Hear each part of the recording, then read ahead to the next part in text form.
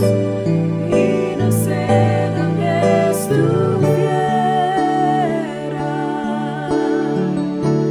si yo a ti no te tuviera, si no hubiera conocido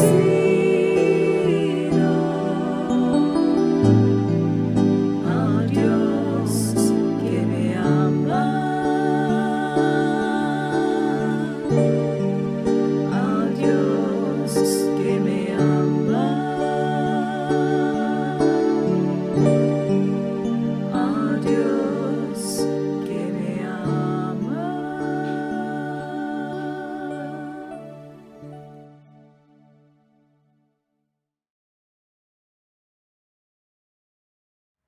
Dios los bendiga, hermanos. Es una bendición que nos pueda acompañar para seguir estudiando el libro de Primera de Reyes. Hoy vamos a leer una historia sumamente interesante, donde vemos un hombre santo de Dios teniendo una interacción con un hombre malvado y mentiroso, y cómo Dios obra con cada uno de ellos. Por eso en la semana, en los estudios bíblicos, le pedí que leyera Primera de Reyes, capítulo 13, porque si usted lo ha leído, le va a entender un poco mejor a la historia y va a poder atesorar más cada una de estas enseñanzas que encontramos en este capítulo. Entonces vamos a orar, hermanos, para primeramente poner esta enseñanza en manos de Dios, que sea de bendición para nosotros y que su Espíritu Santo nos ayude a vivir cada una de las enseñanzas que encontramos aquí. Cristo Jesús, te agradecemos por todo lo que has hecho en nuestras vidas, por todo lo que haces, por la salud que tú nos das, por la protección que provees a cada uno de nosotros, Señor. En este día venimos ante ti y nos presentamos para que tu nombre sea glorificado a través de tu palabra, Señor. Te pedimos que tu Espíritu Santo abra nuestro entendimiento, que podamos, Señor, atesorar cada una de las verdades bíblicas que vamos a encontrar en este pasaje. Y te pido, Señor, por los hermanos que escuchan en casa, que bendiga a sus familias, Señor, que bendiga a sus hogares. Pedimos todo esto en el nombre del Padre, del Hijo y del Espíritu Santo. Amén. Bueno, hermanos, yo estoy muy contento de llegar a esta parte porque cuando yo estudiaba estos pasajes, fue una de las historias que más me llamaron la atención. Se me hizo tan interesante lo que ocurre en este pasaje. Donde quedamos la semana pasada fue al inicio del capítulo 13 de Primera de Reyes, donde Dios manda en el primer versículo del capítulo 13 a un profeta, y la Biblia no nos llama, no nos dice su nombre, solamente dice que es un hombre de Dios, que es enviado por Dios a Jeroboam. Él estaba a punto de quemar incienso sobre uno de los altares paganos que él había hecho. Y este hombre le empieza a dar una profecía de parte de Dios, diciéndole que en ese mismo altar empieza a hablar acerca de los altares paganos, que en esos mismos altares un hombre que levantaría Dios llamado Josías iba a sacrificar a los sacerdotes paganos, y que sobre esos altares se iban a quemar huesos humanos. Entonces él da una señal y dice que para comprobar que la palabra que él está dando es de Dios, que se partiría en dos el altar. Y mientras él hablaba, el rey lo señala y se parte el altar para comprobar que lo que había dicho este hombre de Dios era realmente respaldado por Dios. Y todavía no terminaba esa señal cuando nuevamente hay otra señal de parte de Dios, cuando al rey se le paraliza la mano, cuando grita, agarren o atrapen a ese hombre. Y vemos ahí la misericordia de Dios, que a un hombre malvado, idólatra, un hombre que está llevando al pueblo a un lugar tan oscuro como es la idolatría, Dios aún ahí muestra su gloria y su misericordia cuando el hombre de Dios ora nuevamente, recupera la movilidad en su mano el rey. Y hasta ahí quedamos la vez pasada, nos seguimos leyendo el resto de los pasajes. Entonces, me gustaría que tenga abierto Primera de Reyes capítulo 13. La mayor parte de hoy nos vamos a enfocar solamente en ese capítulo. Voy a leer el versículo 7 al 10 y dice lo siguiente. Después el rey dijo al hombre de Dios, ven al palacio conmigo, come algo y te daré un regalo. Pero el hombre de Dios le dijo al rey, aunque me dieras la mitad de todo lo que posees, no iría contigo. No comería ni bebería nada en este lugar, porque el Señor me ordenó. no comas ni bebas nada mientras estés ahí, y no regreses a Judá por el mismo camino. Así que salió de Betel y volvió a su casa por otro camino. Tenía dos instrucciones muy claras. La primera de ellas era no comer absolutamente nada, ni beber en todo ese territorio. Y la segunda era regresar por un lugar diferente a su casa. Entonces, en estos pasajes, el rey recupera la movilidad de su mano y en agradecimiento vemos que le pide que se quede a comer y a beber con él. Y vemos que la primera enseñanza que encontramos aquí es de que Dios le prohíbe al hombre de Dios tener comunión con las obras de las tinieblas, hermanos. Que no tomara nada de lo que había en ese territorio, que no comiera ni bebiera absolutamente nada y que se alejara de ese lugar, que se fuera. Dios mismo estaba condenando las obras malvadas que estaba practicando Jeroboam y le dice al profeta, Dios mismo le pide que no coma ni beba nada mientras que está en ese lugar. Claramente Dios le estaba indicando al profeta, a este hombre de Dios, que no se asociara con las obras paganas y malvadas que estaba llevando a cabo este rey. Que no se asociara con ellas, que no las promoviera, que no las consintiera, sino que fuera a entregar ese mensaje y se fuera de ese lugar. Y vemos la reacción del rey Jeroboam al poder recuperar la movilidad en su mano. Lo que me causa mucha curiosidad y creo que hay mucha gente lamentablemente en este estado en la iglesia. Observemos del versículo 7 al 10. No hay una exclamación de agradecimiento del rey hacia Dios. No hay una exclamación de agradecimiento a Dios, honrando a Dios, glorificando a Dios, pero sí encontramos algo que aún sucede hoy en las iglesias y en el cuerpo de Cristo y es tan lamentable, que quiere ganarse el favor del hombre de Dios con regalos. Entonces a este hombre, Jeroboam, se le trajo la palabra de Dios, se le dio una señal y se le dio un milagro de sanidad. Y lo que este hombre hace no es glorificar a Dios, sino que se enfoca en el hombre, en el mensajero y quiere ganárselo con favores y regalos. Entonces, no solamente para los pastores y los ministros, sino el resto de la iglesia, hermanos. Cada uno de los que nos congregamos conocemos a personas así.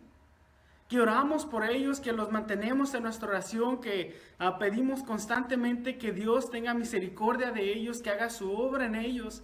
Y vemos que cuando Dios interviene en su vida y sucede un milagro, cuando Dios realmente viene y empieza a cambiar la circunstancia alrededor de ellos, nunca escuchamos un agradecimiento verdadero, sino que quieren alabar al hombre, quieren ganarse el favor del hombre y no han entendido realmente que no es usted, que no soy yo. Nada más somos mensajeros que al que deben honrar y glorificar es a Cristo en todo. Voltear su mirada al cielo y darle gracias a Dios. Sino que empiezan a fijar su mirada en los hombres queriendo ganarse el favor de los hombres con regalos, comidas y bebidas. Entonces, aquí encontramos que el profeta tal vez sí estaba cansado y tal vez sí estaba sediento y estaba hambriento. Pero él fue un mensajero fiel y obediente. Dijo, no comeré ni beberé nada de lo que hay en este lugar. Entonces, ¿qué hubiera sucedido, hermanos? Si se hubiera quedado ahí con el rey a comer. Porque muchas veces nosotros conocemos la palabra de Dios, lo que la palabra de Dios nos enseña, lo que la palabra de Dios nos manda hacer. Y somos ese mensajero que envía, que trae la palabra. Somos Juan el Bautista, la voz que clama en el desierto. Nos acercamos con personas que están en desobediencia, viviendo una vida pecaminosa. Y de alguna manera u otra compartimos el evangelio, compartimos aquella palabra que ellos necesitan. Pero nuestro llamado, hermanos, especialmente para este hombre, ahí terminaba y no debía asociarse con las obras pecaminosas de este rey. Y tal vez pudo haber pensado este profeta, ¿qué tal si me quedo un tiempo más con él y le empiezo a explicar la palabra de Dios un poco más a detalle y le empiezo a explicar el propósito de Dios para este pueblo? Pero no, este profeta tenía un llamado muy específico y era llevar este mensaje y irse, no asociarse para nada con el rey. Entonces, aquí vemos claramente que para este profeta esas fueron las instrucciones.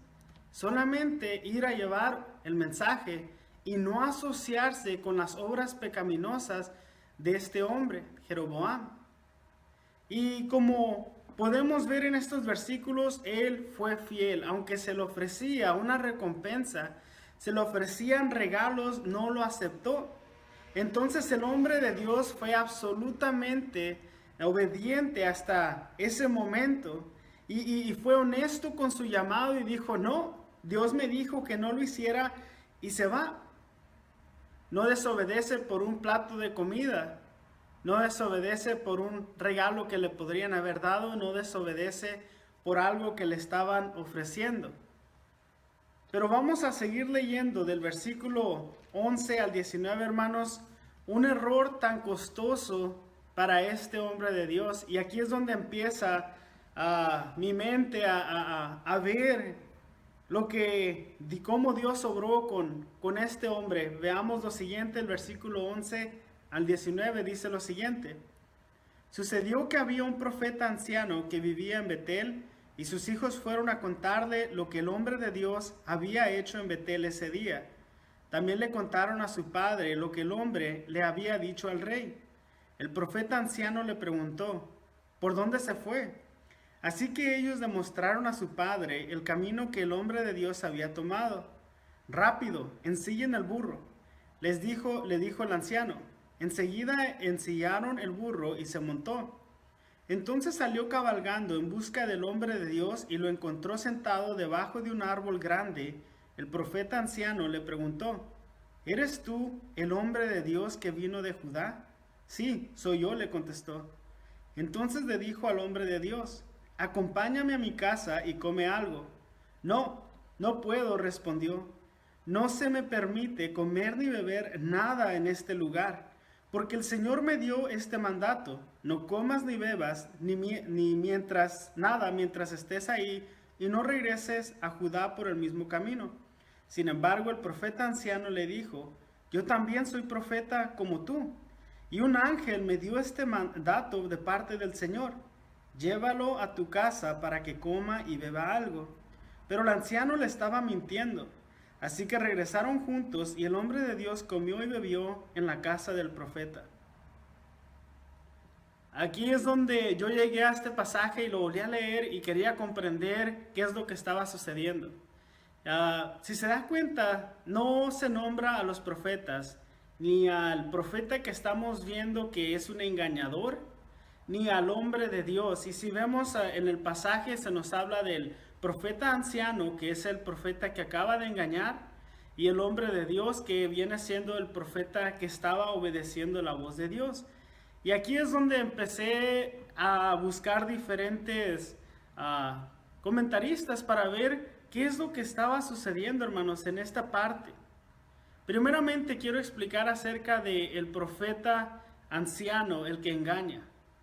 Podemos saber con certeza que tal vez en algún momento fue llamado profeta. Tal vez en algún momento de su vida Dios lo utilizó. Sabemos que esto es contemporáneo con el libro de Samuel. Samuel tenía una escuela de profetas. No, la Biblia no nos da más detalles acerca de quién era, pero en algún momento de su vida ejerció un ministerio. Pero sabemos que era un profeta malvado. ¿Por qué sabemos, hermanos, que es un profeta malvado sin llegar a esta parte donde engaña al hombre de Dios? Porque si hubiera sido un buen profeta, desde el principio hubiera estado denunciando, hubiera estado enfrente de Jeroboam, anunciándole, condenando cada una de las prácticas malvadas que estaba llevando a cabo Jeroboam. estuviera proclamando la verdad de Dios en esas ciudades donde se estaba llevando a cabo la idolatría. Ya en este entonces Jeroboam había construido 2 becerros de oro y había puesto uno en cada extremo de su reino. La semana pasada aprendíamos que Jeroboam empezó a llamar a cualquier persona que él quisiese como un ministro o como levitas para que fueran sacerdotes en sus templos paganos. Sabemos que empezó a levantar la idolatría, estos altares paganos por todo el territorio, y este hombre no se levantó a denunciar, no se levantó a proclamar la ley de Dios al pueblo ni al rey, y por eso sabemos que no era un buen profeta. Ahora, tendría una buena intención al acercarse al hombre de Dios y decirle que viniera a comer a su casa. Tal vez tuvo compasión de él o sabía que este hombre estaba cansado, que quería un refrigerio. Lo vemos sentado debajo de un árbol, tal vez sí estaba cansado. ¿Cuál habría sido la motivación de este profeta anciano ir por el hombre de Dios?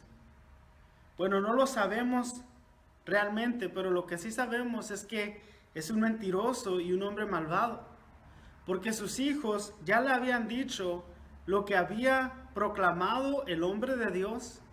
Ya le habían contado la interacción entre el rey Jeroboam y entre el hombre de Dios, y le habían contado que este hombre no podía comer ni beber en ese territorio.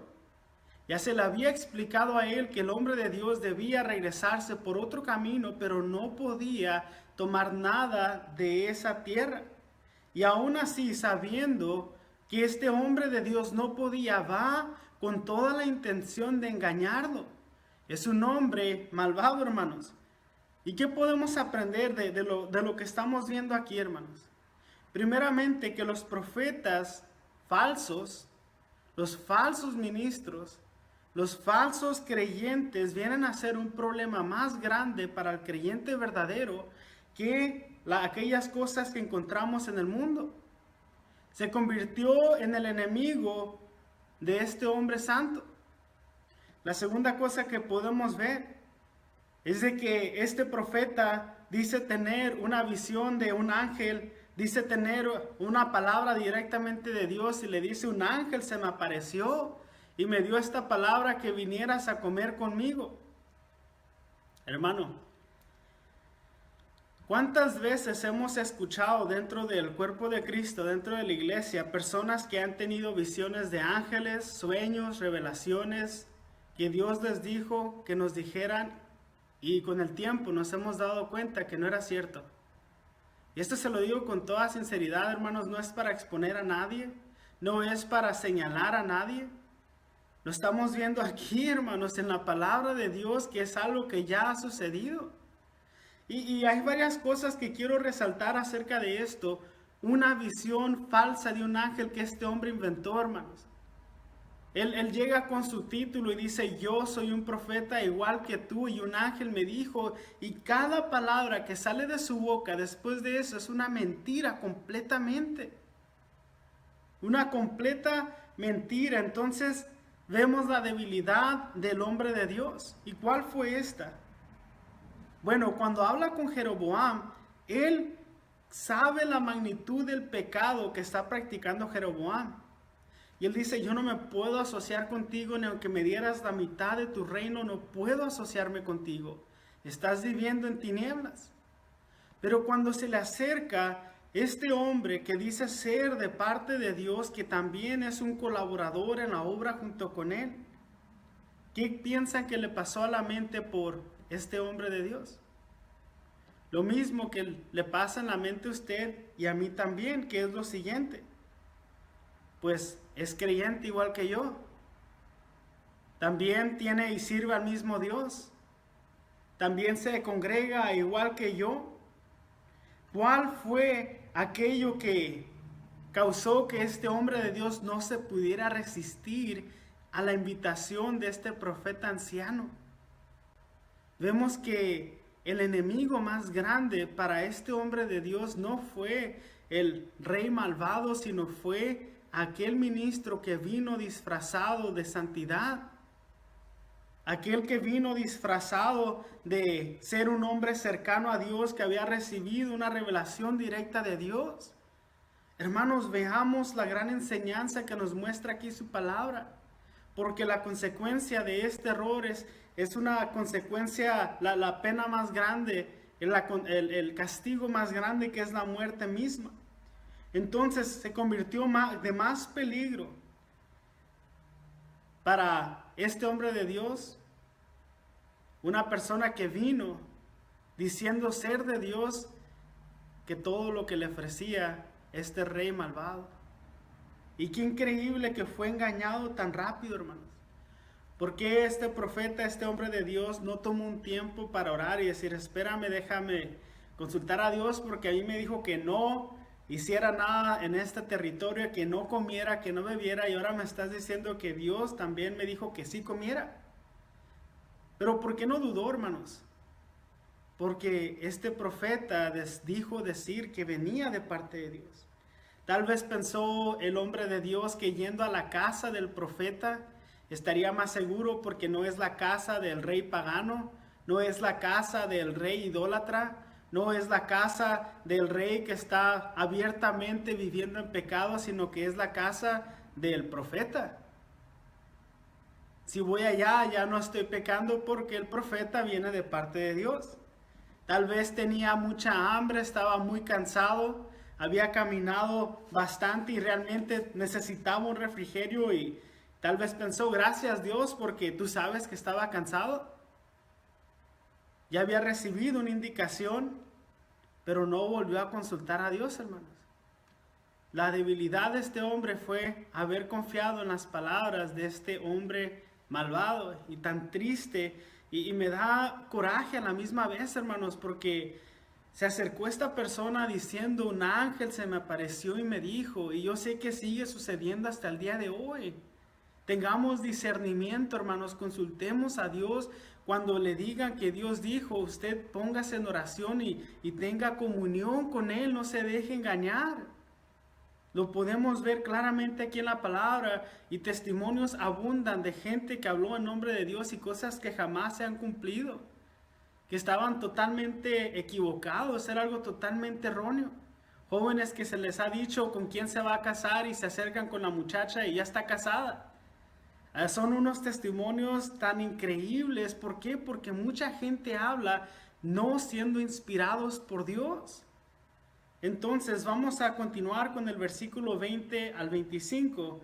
Aquí mismo en Primera de Reyes capítulo 13 dice lo siguiente. Mientras estaban sentados a la mesa, vino un mandato del Señor al profeta anciano, quien le gritó al hombre de Dios de Judá, esto dice el Señor, has desafiado la palabra del Señor y desobedecido el mandamiento que el Señor tu Dios te dio. Regresaste a este lugar para comer y beber, donde Él te dijo no comerías ni beberías. Por eso, tu cuerpo no será enterrado en la tumba de tus antepasados. Cuando el hombre de Dios terminó de comer y beber, el profeta anciano ensilló su propio burro y se lo dio. Y el hombre de Dios siguió su camino. Mientras viajaba, le salió al paso un león y lo mató. Su cuerpo quedó tirado en el camino, y tanto el burro como el león estaban junto al cadáver. Unas personas que pasaban por ahí, al ver el cuerpo tirado en el camino y al león parado junto a él, fueron a dar la noticia a Betel, donde vivía el profeta anciano. Vemos la consecuencia de la desobediencia claramente en este pasaje: muerte por la desobediencia. Y encontramos varias cosas muy extrañas, hermanos, en este pasaje. Se le pidió que no comiera ni bebiera nada en ese territorio. Es algo extraño. Pero más extraño es ver que Dios diera este mensaje al profeta bueno a través de los labios del profeta malvado. ¿Por qué habrá sido esto, hermanos?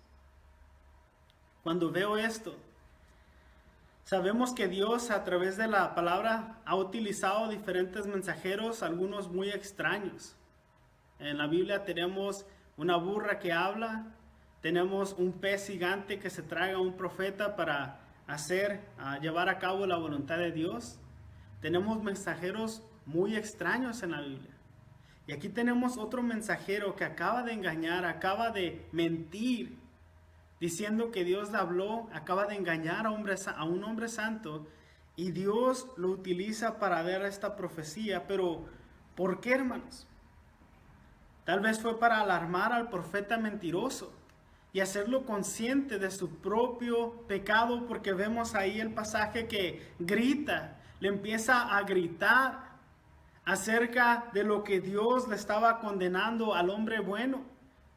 Y me gustaría que nos adelantáramos un poquito al versículo 30. Dice lo siguiente, el versículo 30. Puso el cuerpo en su propia tumba y clamó con profundo dolor: ¡ay, hermano mío! Vemos que este hombre anciano, el profeta anciano, grita con dolor cuando es enterrado el cuerpo del hombre de Dios.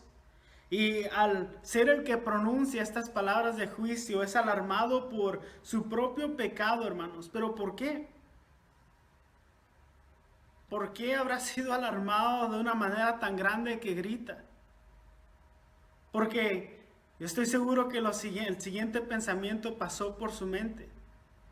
Si a este hombre de Dios, que pecó inconscientemente, pecó por una mentira, pecó por sorpresa, por la obra malvada del hombre anciano, Dios lo está castigando con la muerte, ¿cuánto más al que peca deliberadamente? ¿Cuánto más a este anciano, a este profeta anciano que estaba engañando, utilizando el nombre de Dios y haciendo una obra malvada? ¿Cuánto más no vendría el castigo de Dios sobre él? Y grita cuando da la profecía y está gritando en agonía cuando es enterrado el cuerpo. ¿Por qué? Porque es hecho consciente de su pecado. Si un hombre que pecó inconscientemente, que pecó porque fue sorprendido por la mentira de este hombre, Dios le dio la muerte por su desobediencia, ¿cuánto más a los que están en pecado, hermanos? Quiero que leamos dos pasajes. El primero se encuentra en Job, capítulo 12, versículo 16, y dice lo siguiente: así es, la fuerza y la sabiduría le pertenecen a él. Los que engañan y los engañadores, los dos están bajo su poder. Aquí Job está hablando acerca de los que engañan y los engañadores.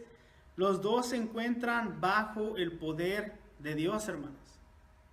Entonces podemos ver esta historia y decir cómo al malvado no se le hace nada, no se le castiga. En estos versículos que acabamos de leer, parece que el malvado está sin castigo y el hombre santo es castigado solamente por ser engañado y haber ido a comer. ¡Qué injusto! Pero Job dice no, tanto los engañados como los engañadores están bajo su poder. ¿Qué nos dice, hermanos? Que realmente hay un juicio que vendrá, y ciertamente vendrá este juicio, y en ese día cada uno de nosotros daremos cuenta por todo lo que habramos hecho. Y al pecador que parece que menos sufre, un día pagará por cada una de sus obras. Así que tal vez a los ojos de nosotros el pecador no sufre tanto como el creyente, hermanos. Usted no se preocupe, un día Dios hará justicia a su estándar divino. No al de usted, no al mío. Y ese día vendrá. Entonces, versículo 26 al 30, vamos a continuar. Dice lo siguiente: cuando el profeta oyó la noticia, dijo: es el hombre de Dios que desobedeció el mandato del Señor. El Señor cumplió su palabra al hacer que el león lo atacara y lo matara. Luego el profeta dijo a sus hijos: ensíllenme un burro. Así que ellos ensillaron un burro, y él salió y encontró el cuerpo tirado en el camino. El burro y el león todavía estaban parados junto al cadáver, pues el león no se había comido el cuerpo, ni había atacado al burro. Entonces el profeta cargó el cuerpo del hombre de Dios sobre el burro y lo llevó de regreso a la ciudad para hacer duelo por su muerte y enterrarlo. Puso el cuerpo en su propia tumba y clamó con profundo dolor: ¡ay, hermano mío! Entonces, Aquí vemos, hermanos, cómo este profeta malvado reconoce que Dios ha obrado con su justicia. Así que me gustaría que me acompañara a Lucas 23, versículo 28 al 31. Hay una historia, hermanos, que no es historia, el testimonio de Jesús, de su muerte, donde encontramos unas palabras que resonaban mucho con lo que estamos viendo en este pasaje. Lucas 23, versículo 28 al 31, dice lo siguiente: Entonces Jesús se dio la vuelta y les dijo: Hijas de Jerusalén, no lloren por mí, lloren más bien por ustedes y por sus hijos, pues vienen días cuando dirán: dichosas las mujeres que no tienen hijos, los vientres que no dieron a luz y los pechos que no amamantaron. La gente suplicará a los montes: caigan sobre nosotros, y rogará a las colinas: entiérrennos. Pues si estas cosas suceden cuando el árbol está verde, ¿qué pasará cuando esté seco? Estas son palabras de Jesús hablando durante todo el juicio que se le dio a él antes de su crucifixión. Si lee los pasajes anteriores, están gritando Barrabás, Barrabás, pidiendo que sea soltado un criminal, que Jesús tome su lugar y que él sea crucificado. Y quiero resaltar el versículo 31, donde dice lo siguiente: pues si estas cosas suceden cuando el árbol está verde, ¿qué pasará cuando esté seco? ¿A qué se refiere? Les está diciendo a las mujeres que no lloren, porque llegará un día cuando van a desear ser aplastados, van a desear morir, que las mujeres no hayan dado a luz para que no entren en este sufrimiento. ¿Por qué, hermanos? ¿Por qué les estaba diciendo Jesús esto? Este último versículo dice: o si a mí, el árbol viviente, me hacen estas cosas, ¿cuánto más le sucederá al árbol seco? Entonces, diciendo Jesús: si yo soy perfecto, si yo no he hecho nada malo, me están castigando de esta manera, ahora el árbol seco, el que sí ha pecado y ha vivido en pecado toda su vida, desenfrenado, desobediente y rebelde, ¿cuál será su castigo? Por eso les mencionaba que este profeta ha de haber pensado: un hombre justo que pecó porque yo le mentí, tiene que morir por su desobediencia. Cuanto más el profeta malvado que estaba engañando y utilizando el nombre de Dios.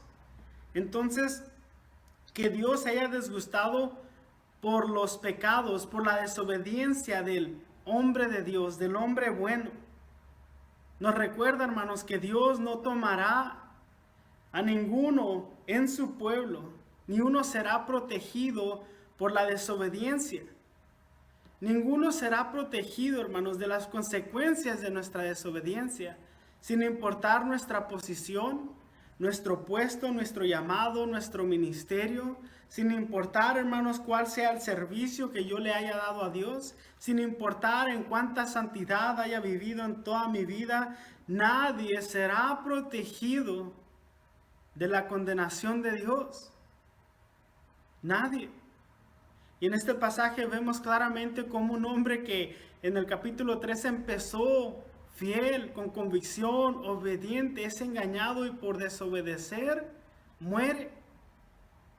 ¿Cómo es posible? Hermanos, ni uno de nosotros estamos exentos o protegidos por lo que hago, por lo que he hecho, por lo que he dado. Jamás, hermanos. Dios es un Dios justo y debe castigar al malvado por sus malas obras. Entonces, la preservación del cuerpo. Vemos que la palabra de Dios nos dice que el cuerpo estaba ahí tirado, estaba el león de un lado, estaba el burro, el asno del otro lado. Y aquí podemos todavía ver la misericordia de parte de Dios. Que el castigo de Dios, la condenación de Él, solamente llegó hasta la muerte. Murió el hombre. Pero el león no desgarró el cuerpo, no lo hizo pedazos. No desgarró al asno, no era el llamado de Dios para ese león acabar con el cuerpo del profeta ni con el asno. Y vemos que van unas personas pasando por ahí y tampoco son atacadas por el león. Vemos el poder de Dios sobre la naturaleza, sobre todo lo creado, sobre los animales. Le avisan a la gente de Betel, el profeta anciano, el malvado, escucha la historia y reconoce que ese era el hombre de Dios que él había engañado. Se acerca para recoger el cuerpo, no es atacado por el león. Vemos que a este hombre malvado y perverso no le pasa nada. Recoge el cuerpo, lo pone sobre su asno y se lleva el cuerpo. Hermanos, la misericordia de Dios durante su juicio dejó de llevar a cabo a Dios, dio su justicia por amor a este hombre. No, llevó a cabo su justicia. Pero aún ahí vemos la misericordia de Dios, la naturaleza de Dios, su justicia y su misericordia claramente revelada a cada uno de nosotros. Entonces, vemos que el profeta ancianos toma el cuidado para llevar a la tumba el cuerpo de este hombre. Entonces, podemos ver aquí, hermanos, que tal vez la historia hasta este momento sea la historia de un rey malvado, pagano, idólatra que continúa reinando. La historia de un profeta mentiroso, falso profeta que mintió y engañó, que vive sin consecuencias. Y un hombre de Dios que vivía en obediencia, que por un error, que sin saber que estaba pecando, muere. Tal vez usted esté pensando, qué severo. Bueno, leemos en Génesis capítulo 3 que Adán y Eva prueban del fruto prohibido y por comer de él, toda la raza humana es condenada. No es la obra, hermanos, es la desobediencia. No es lo que estamos haciendo, sino la desobediencia a Dios. Eso es lo que Dios está tomando en cuenta.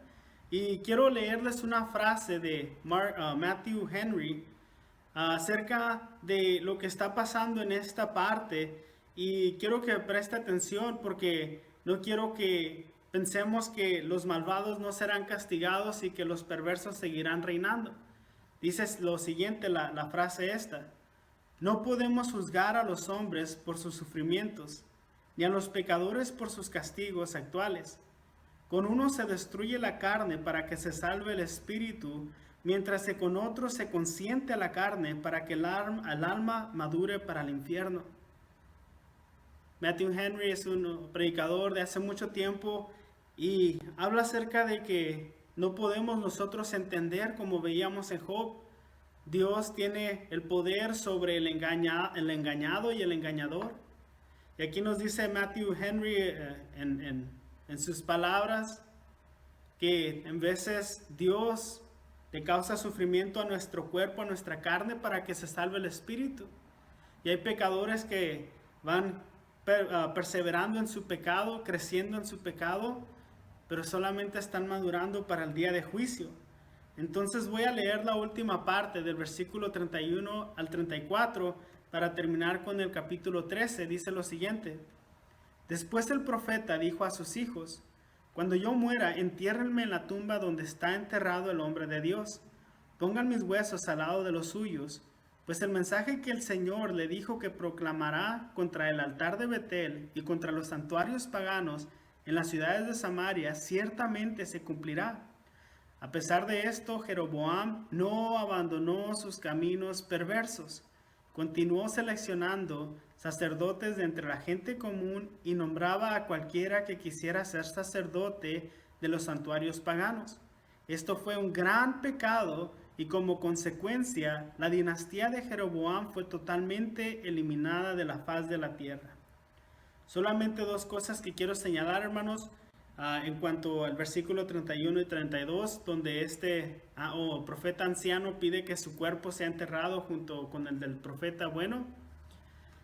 Él sabía que ya se había dado una profecía contra estos altares paganos y que el hombre de Dios profetizó que sobre ellos se iban a sacrificar hombres, se iban a sacrificar sacerdotes de estos ídolos.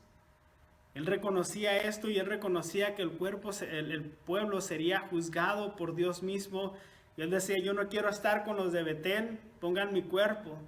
No quiero que termine en un altar como el juicio de Dios sobre el pueblo, sino quiero que mi cuerpo descanse con los huesos del profeta. Pero también, hermanos, podemos ver en el versículo 31 que Jeroboam el versículo 33, que Jeroboam perseveró en su pecado. Miren, tenemos la palabra de Dios que habló el profeta bueno a Jeroboam mismo, y aquí está siendo confirmada por el profeta anciano diciendo ciertamente se cumplirá. Y la última parte del versículo 32 dice ciertamente se cumplirá sin falla. Una confirmación, ya hay dos hombres diciendo se va a cumplir el juicio de Dios sobre el pueblo. Y aún así el versículo 33, este contraste entre las dos cosas que están sucediendo, dice el 33, a pesar de esto. ¿A pesar de qué? A pesar de que el profeta anciano también confirmó que Dios iba a llevar a cabo su justicia por la desobediencia del pueblo, Jeroboam no abandonó sus caminos perversos. Entonces tenemos a un hombre en el capítulo 13, al cual Dios le ha hablado por mensajes directos. Tenemos en el capítulo 13 a un hombre al cual Dios le ha hablado por señales. Cuando se partió el altar y cuando la mano se le congeló y no la podía mover. Tenemos a un hombre al cual Dios le ha hablado a través de juicios. Se le ha explicado lo que va a suceder si continúa por ese camino. Y tenemos a un hombre por el cual Dios le ha hablado a través de sus misericordias. 4 maneras, hermanos, en las que Dios le ha hablado a Jeroboam únicamente en el capítulo 13. Su misericordia cuando le regresa la movilidad a su mano. ¿Qué más necesitaba Jeroboam, hermanos? Dios le hablaba directamente a través de profetas. Dios mandaba señales. Dios mandaba un juicio y Dios mandaba un milagro. Y aún así Jeroboam no cambió, no se arrepintió, no regresó al camino, sino que perseveraba en su camino malvado. ¿Cuántas personas no hay así, hermanos? ¿Cuántas personas no hay así? Más importante, seremos nosotros de esa manera. Jeroboam tenía un ídolo con el cual él estaba casado y era completamente leal, y eran estos becerros de oro que él mismo había construido, hermanos. Y ya vamos a terminar con esto. Voy a enfocar un poco de esos últimos versículos a la familia. Porque vemos claramente que él perseveró en este camino, pensando que iba a asegurar el reinado para él y sus hijos y sus futuras generaciones. Pero el capítulo 13 nos termina diciendo que iba a ser destruida toda la dinastía de Jeroboam. ¿Por qué? Porque Jeroboam pensaba que él, a través de estos ídolos que había creado, que estaba asegurando el futuro para su familia. Él pensaba que sus hijos y él iban a seguir reinando si él continuaba con estos dioses que él había creado. Pero esto fue lo que lo hundió. Vemos que ese es precisamente el gran problema que Dios tenía con lo que estaba haciendo Jeroboam. Y a pesar de que Dios le habló de muchas maneras, hermanos, Jeroboam estaba casado, completamente devoto a estos becerros de oro, creyendo que eso iba a traer protección y estabilidad para el resto de su familia. Ahora, ¿a cuántas cosas, hermanos, pecaminosas nos estamos agarrando nosotros hoy en día, pensando que eso va a garantizar una estabilidad y va a asegurar el futuro de mis hijos y de mi familia?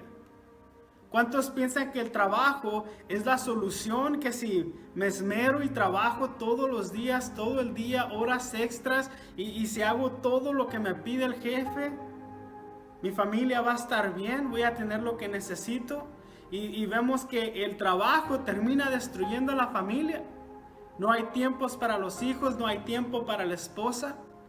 ¿Cuántos creen que diferentes actitudes y diferentes obras de pecado, pecaminosas que estamos llevando a cabo, estamos perseverando en este camino pecaminoso, creyendo que eso va a ser la estabilidad para nuestra familia? Y precisamente eso es lo que causa la destrucción. Ese es el caso de Jeroboam. Así que en este día, hermanos, reflexionemos en lo que habla su palabra. Espero que haya sido de bendición esta enseñanza como lo es para mí. cosas tan increíbles que encontramos en este pasaje y tantas cosas que debemos recordar. Le pedimos a su Espíritu Santo que nos ayude a comprender su palabra para vivirla, hermanos. Y hoy, al finalizar en oración, yo le pido que usted tenga en mente cada una de estas cosas que hemos aprendido hoy. Que sea de bendición para usted y que cambiemos nuestro estilo de vida para que agrade a Cristo Jesús. Vamos a orar. Padre, te agradecemos por cada una de las enseñanzas y las verdades que encontramos en tu palabra. Reconocemos que tú, Señor, eres el dador de todo. Y si hoy estamos escuchando este mensaje es porque es lo que necesitamos, Señor. Te pido por cada padre de familia, te pido por cada madre, Señor. Te pido por cada persona que es la cabeza de su hogar, que nos des el entendimiento, que nos des la sabiduría para vivir de acuerdo a tu voluntad. Que tu Espíritu Santo continúe recordándonos tu palabra, redarguyendo nuestro corazón, que tu palabra siga corrigiendo nuestra vida, Señor. Y si hay personas en la iglesia que están ahorita casadas, enamoradas de un estilo de vida pecaminoso, creyendo que eso es la respuesta, Señor Jesús, te pido que obres en sus vidas, que les reveles su pecado, que puedan regresar a ti, Señor, un arrepentimiento verdadero. Te pido, Señor Jesús, si estamos siendo engañados por personas que tienen una apariencia de santidad, que tú nos des discernimiento, que tú nos des sabiduría, que podamos venir a ti, que tomemos el tiempo para consultarte a ti directamente, Señor, y vivamos de acuerdo a tu voluntad. Te pido, Señor, que cada una de las enseñanzas, que son muchísimas, que podamos vivirlas, Señor, y glorificarte en todo lo que hagamos. Gracias, Cristo Jesús, en tu nombre oramos. Amén.